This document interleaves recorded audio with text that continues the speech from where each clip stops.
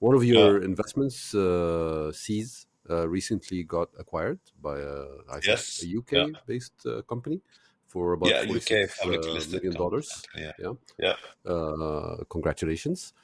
Uh, Thanks. and they were, I think, you guys tell the story that they went through a lot of challenges and pivots and things like that.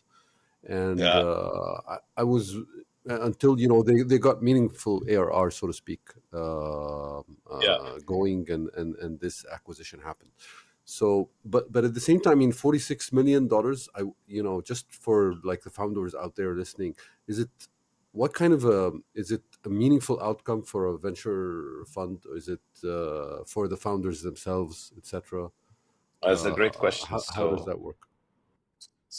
I'm not sure how much I can share about the specific numbers and details, but I can give you kind of abstractions and then go from there. And then Hmm. the company, yeah, you're absolutely right. The company is not a young company, but it went through many reinventions of itself.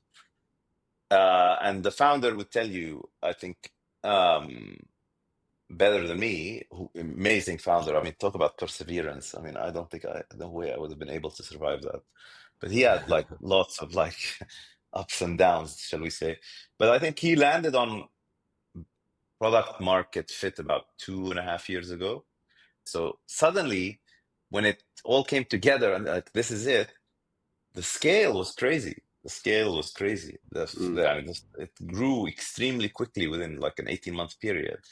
And um, it was a good outcome for us. So we made a reasonable return, all considered, Hmm. particularly on an IRR basis, but also on a multiple basis.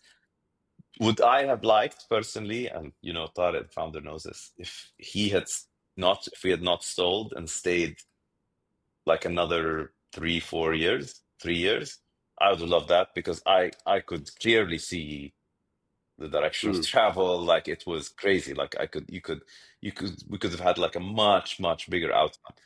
But I think the reality is for the founder, I mean, it's been a long, very bruising journey. And I think he wanted to kind of just close this out. And we respected that. Yani, خلاص, like if, ultimately he's the driver, Yep. we're just the passenger.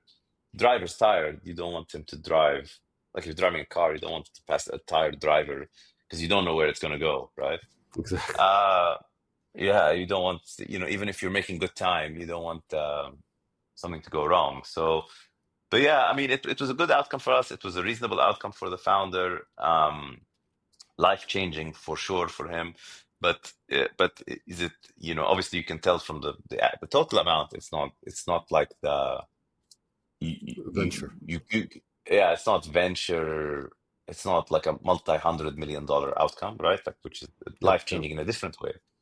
So my advice here or learning from that is to founders is it's okay to get those types of outcomes, and they're important that you do get them and take them where you can.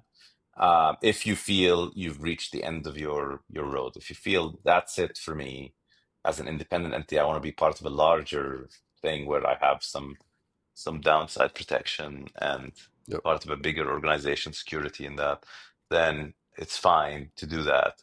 And us as venture investors should be happy about that because um,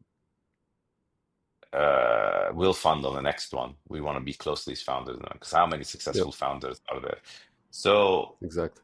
yeah, I think sometimes VCs can be quite transactional about this and like say we're gonna no stay in, we're gonna block it or whatever. And like I think that's a Yep. really wrong thing to do. I mean, it might be theoretically. I know a few cases similar to this where like the VC or the investors, more than one VC together, try to block something like this. And I think that you never want to do that. I mean, just trust the driver. Don't be Exactly. a backseat driver.